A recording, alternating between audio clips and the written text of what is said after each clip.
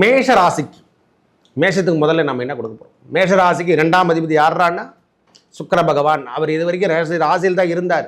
ஏற்கனவே சூரிய பகவான் இருக்கார். 2ஆம் அதிபதி மைனஸில் இருந்தாலே விரயம் சார்ந்த விஷயம், வேலை இல்லாத தன்மையெல்லாம் காணப்பட்டிருக்கும் நிறைய பேருக்கு. மேஷ ராசிக்காரங்க, ஐயா சுக்கிரன் தான் மனைவி, சுக்கிரன் தான் வருமானம், சுக்கிரன் தான் சுகபோகம், சுக்கிரன் இல்லையேன் சுகபோகம் இல்லை என்று சொல்லியிருக்காங்க.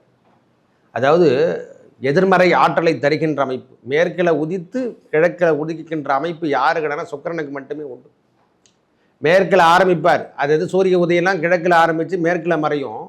இவருக்கு மேற்கில் உதயத்தை தொடங்கி கிழக்கில் அஸ்தமம் பண்ணுவார். அப்படியாப்பட்ட நபர் தான் சுக்கிரன்.